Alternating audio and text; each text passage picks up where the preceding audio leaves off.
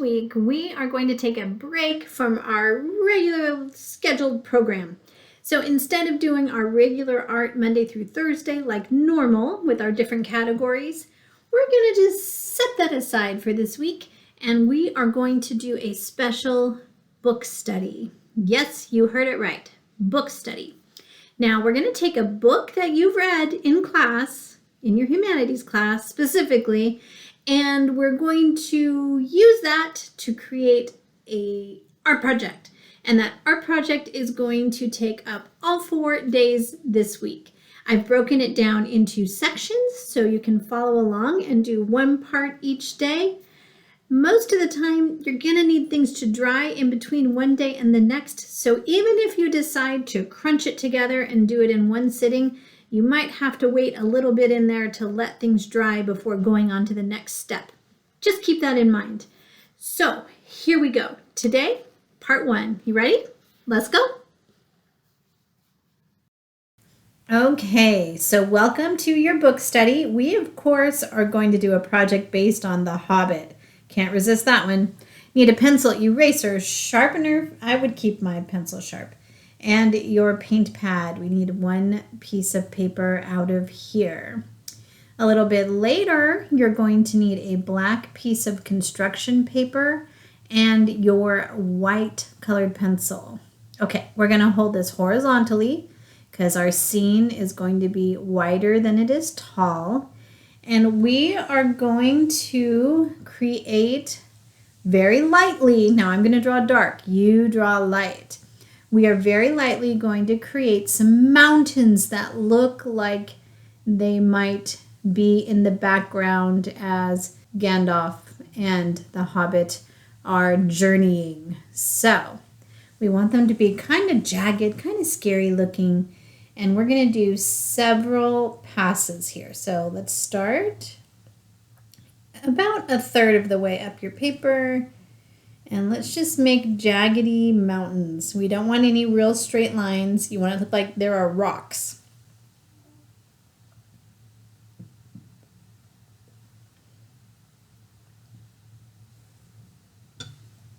All right. So we do want a little bit of a slope. So we're going to slope our mountains, most of them, from the right to the left. Or if you've already done it from the left to the right, that's okay too. But we just want to sort of create a sense of movement.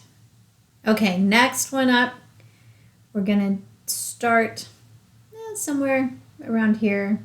Have it jut out from what you've already created. And we'll do our next little mountain range here. Keeping with that same basic shape. You don't want it to match exactly what you just did. We want some variety. So this is behind, so it can keep tucking behind and poking back out again. It can go higher. It's still going to be behind the front row. Okay, that is looking good. Let's do another one. I'm going to start up higher. Some big peaks in here. Nice. All right. Those are even higher. So now I'm on my 3rd. Now instead, I have such a big space between these that I'm going to go ahead and put a few little mountains in between those 2 mountain ranges, just because it was such a big jump. If you have room, go ahead and do the same thing. If you don't have that much room, you can do another one behind what we just did. Great. All right, that looks fantastic. If you want to put a sun in there, you can. You can trace something that's round if you want to get it very perfect. You could there. That'll work. That's probably the right size, depending how big you want your sun. Oh, you have to line it up correctly. Oh, I bumped a little. That's all right. I'll just fix it myself. There we go. Voila. Okay. Again, I'm really hoping that you have drawn lightly and not as dark as I have, because unfortunately my lines are still going to show up, but yours shouldn't. We don't need to draw anything else in the sky. We are just going to paint this. All right, let's move on to the second thing. Grab that black piece of construction paper. All right, we're going to grab our white colored pencil. And you could use a regular pencil. It's definitely going to be harder to see though. I would use the white one. It's going to show up so much better. And let's line up our paper with just a little bit of that black showing, because I want to mark where the edge of the mountain is. The first one. Make a little mark so you know where it is. And on this other side, we're going to do the same thing. Line up your paper, slide it over just a little bit, and mark where that first mountain range is. The other ones we don't need to worry about for our black paper. So this is the front of our paper, and we don't actually want to draw on the front. We want to draw on the back. So we're going to need to flip our paper over and use the back side for our drawing. But we need to transfer these marks over. So carefully lift your paper up, find the mark, and make another mark on the back side. Okay, now here's for the really fun part for the day. We are going to draw our people, but first we're going to put in our ground. Now you can draw whatever you need to draw with this white pencil, because this is not going to show. This is the back. We're going to eventually cut it out, and we're going to use the other side that's nice and clean. So keeping in mind where those mountains are, let's go ahead and put a ground level line in here. This is what they're walking on, so we don't want this to be too crazy. We want this to slope just gradually, not be hard to walk on. We don't want it all jagged like our mountains. Okay? Okay, and here we go. Now, I suggest that you pause the video a lot and look at what I did and catch up with me. It's really not hard. You can totally do this. And we're going to start out with some stick people. There's a nice round head. This is going to be our Gandalf. I'm going to make a straight line right underneath that round head. I'm going to put an arm out in back and an arm out in front. And of course, we're seeing them in profile. So there's an elbow and there's the rest of his arm. And then I'm going to give him a little body here, a stick body. This is just the beginning. And it's going to be at a slight slant because he's walking up this hill. So he's going to be leaning forward just a little bit. And then his leg, his knee, it's going to be bent because he's in action. He's walking. And then we have this other leg right behind him. They need to be wide enough apart that he can support his body. Okay, so this is where we're at so far. Now the fun thing is this is a silhouette. There's from his elbow down to the front of his arm. Okay, this is a silhouette, as I was saying. So that means we're only concerned with the outside line. We don't have to draw any details. So this is going to be so much easier than you think. Okay, here's our little hobbit. So we're going to have the little body, the little head, the little legs, doing sort of the same thing. We don't want them exactly the same. His step is going to be not quite so big. His arm, and it's going to be bent. And then the other arm. All right. Look like them already? No, I know it doesn't. But this is our base, and now we're going to build on it. Okay, this is going to be so fun. Let's go. Let's start up here with this very distinct hat that Gandalf wears. Let's put a line in, and then it has a brim that comes up like that. And then we have the pointy part that, of course, kind of flips over there at the end. It doesn't go straight in the air. And so you can really see what you've done. I would go ahead and just color it in. All right. Looking good. It kind of flips up on the end. I want to include that. There we go. Okay. Fabulous. Looking good. All right, let's keep going. Now, I know my hand's in the way, but he's going to have a forehead. And then it's just going to kind of go straight out from his head to his beard. We don't even really have to draw much of anything because his nose is all engulfed in that mustache and beard. So that's kind of easy. And now I'm going to start to bulk up his arm a little bit. And he wears a robe kind of outfit.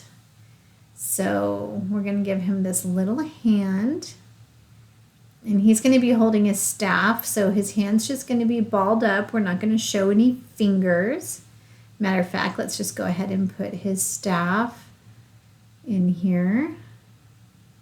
It's skinny on the bottom, gets slightly bigger towards the top.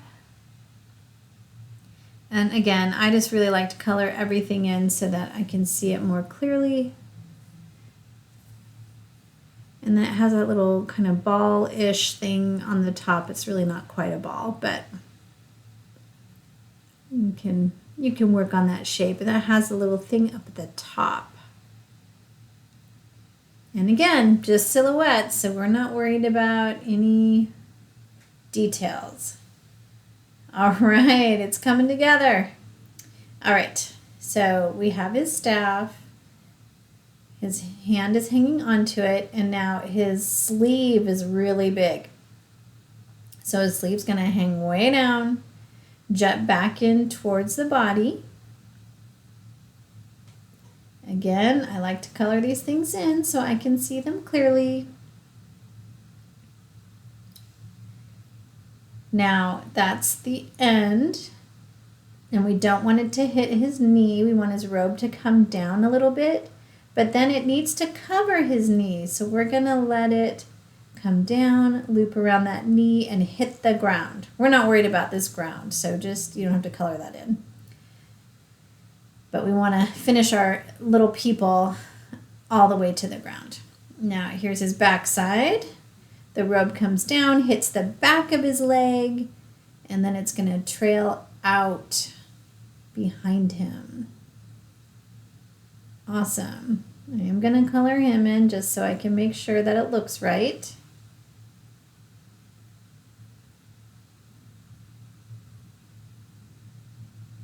Plus, it makes it easier for you to see it. And of course, this is all about you right now. Okay. Now, oops, let me fix that a little bit. That's a little, I want it a little less curvy. There we go. But you can tell he's in motion. You can tell he's walking. Now, from the back of his head, his hair is a little bit longer. So we'll just go ahead and let his hair flow down to where his shoulder is. And then we just need to do that little bit of the arm that we're going to see. His robe's going to come out, his big sleeve, and it's going to tuck back in. Just like that.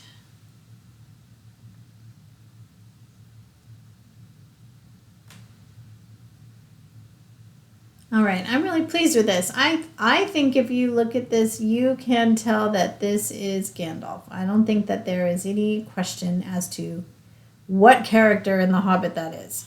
How about you? You good? All right, let's go on to our little hobbit. He's so cute. Now, we know he has curly hair, and you're going to see his face. He doesn't have a big beard. So you just want to have a little jut out of a nose. And then we're just going to give him some curls. And let that fall down his neck, to his back. All right, in the front of him, we're going to bulk up his little arm. And I'm going to do his chest and his leg. He's also going to be wearing a little robe type outfit, but it doesn't go all the way down like Gandalf's. It doesn't hit the ground. His ankles are exposed. So we're going to thicken him up a little bit. We do want it in motion, so I'm going to have a little bit of it flaring out on the right-hand side. And of course, he is going to have hobbit feet. So I'm doing sort of his calf to his ankle and making his ankle thinner. But then I'm going to give him some big old feet. So I'm going to poop these feet up. You can really see this back one. The back one is going to be resting on the ground. He's in motion. And then his sleeves don't hang down like Gandalf's. They gather at his wrist. And he wears a little satchel on his back. So let's go ahead and bump that out. Make it look like a little backpack. If you were wondering why he was so skinny, it was because I was planning on making this backpack. All right, he's looking pretty hobbitish. And then I need to bring this out just a little bit more. That's his little cape he wears. You can see it trailing in the wind behind him. And there, voila. Now he is also going to have his little walking stick or staff. Not as fancy as Gandalf's. Bring it right down till it touches the ground.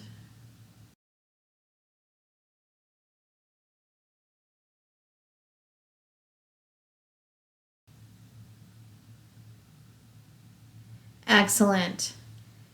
All right, I think there's no question. You can totally tell which two characters these are, and I think they look amazing. You just keep adding on and filling in until you're happy with your shapes. And now we've got your background and we have your characters. Bring them back tomorrow for part 2.